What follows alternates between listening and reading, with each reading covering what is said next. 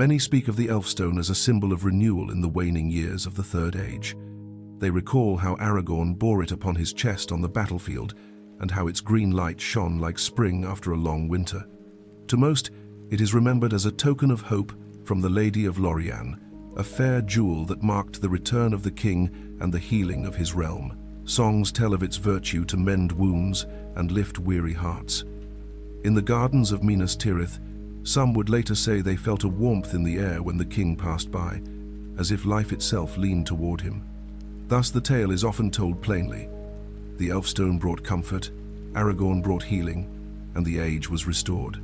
Yet this is but the gentlest layer of a far deeper tale, and like sunlight upon still water, it hides a darker current beneath. For the Elfstone was no mere ornament of elven craft. In the older whispers of lore, and in late scribed notes that seem almost like fragments recovered from another age, its power was perilously close to something mortals were never meant to wield. Some claimed it held a memory of the blessed realm, or even a shard of the light that once nourished the two trees of Valinor. Others hinted, with caution and doubt, that in unwise hands it might have slowed the passing of life itself. Why, then, was such a relic given to a mortal king at the turning of an age?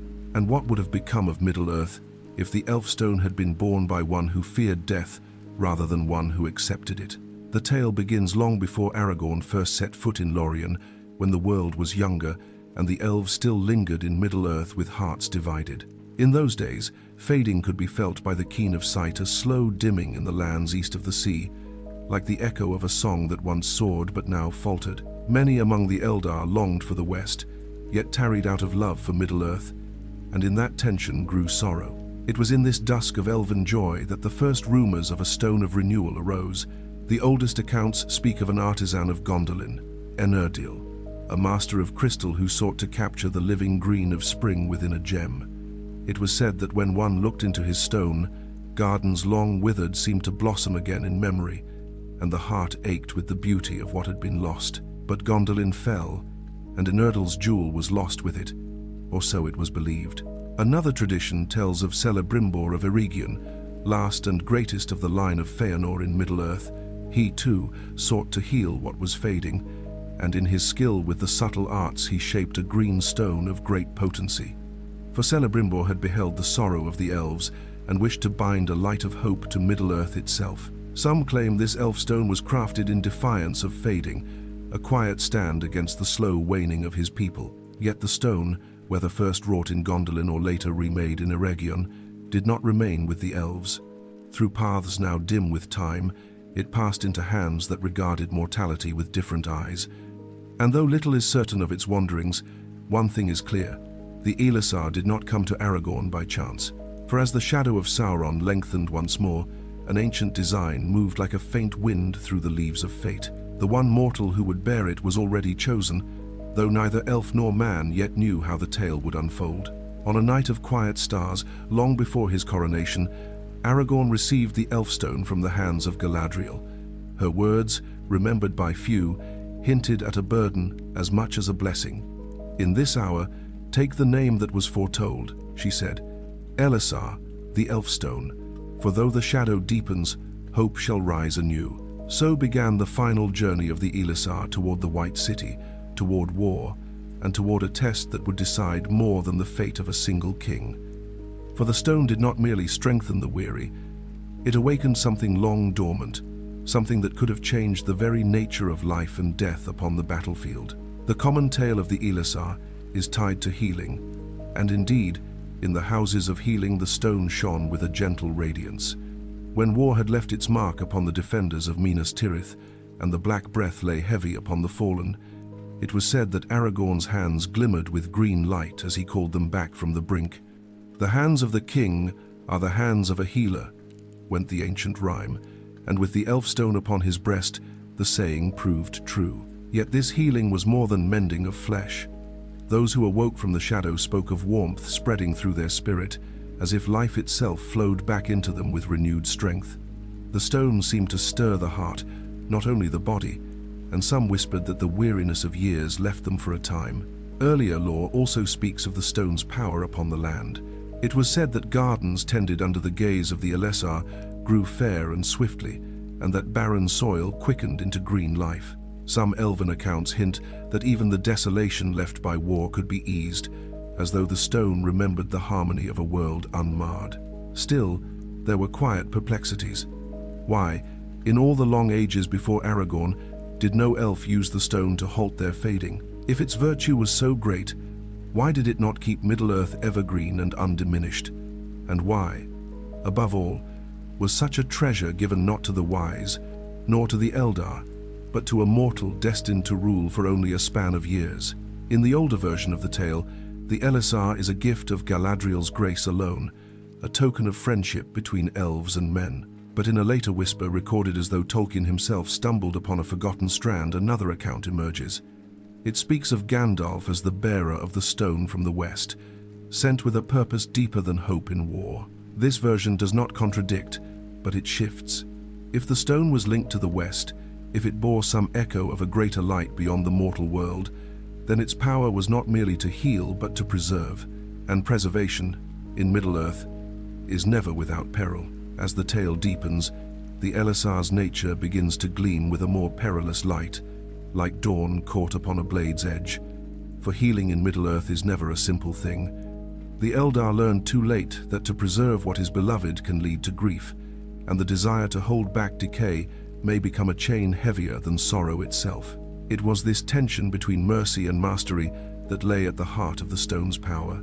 In the late penned account, that faintest leaf of lore Tolkien placed as though on the margin of his legend, Gandalf does not merely present the stone to Aragorn.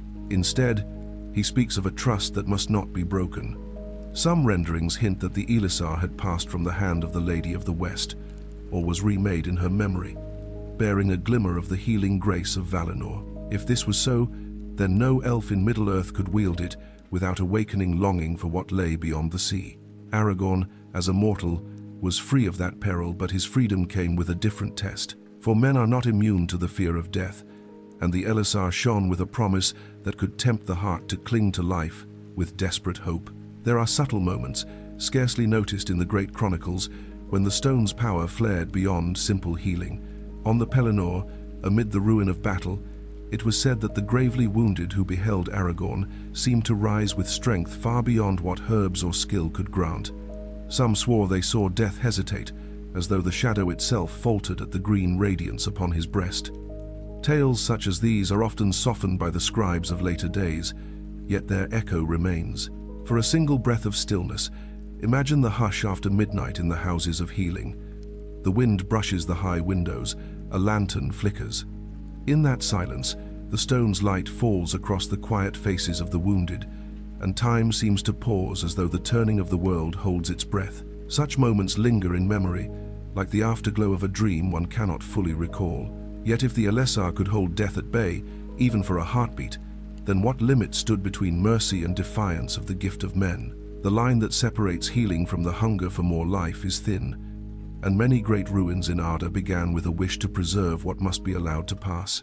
It is here, at this threshold of peril, that we must tread carefully. If your mind is steady and your heart willing, linger, for what is spoken next is seldom shared. Among Tolkien's later reflections, there lies a suggestion so delicate that it seems almost a caution to the reader. Had the Elessar been taken by one who feared the doom of men, it might have offered a road not unlike that which led Numenor to its fall. Not through domination, as with the Rings of Power, but through gentler chains, endless healing, unbroken vigor, the soft deceit of a life unwaning. A mortal king who wielded such a gift could grow beloved beyond reason, clung to by his people, unable to surrender the crown or the world. And what realm, given such comfort, would choose to let go? At the turning of the Third Age, the world stood upon a knife's edge between fading and renewal. Aragorn's choice to use the stone for healing alone, and not for preservation beyond its rightful time, became the unspoken pivot upon which much rested. For had he reached too far, the Fourth Age might have dawned in shadow of another kind. To understand the full weight of Aragorn's bearing of the Elessar, we must look upon a truth that flickers only in the margins of lore. Healing is not the mending of flesh alone, but the setting right of what has been bent.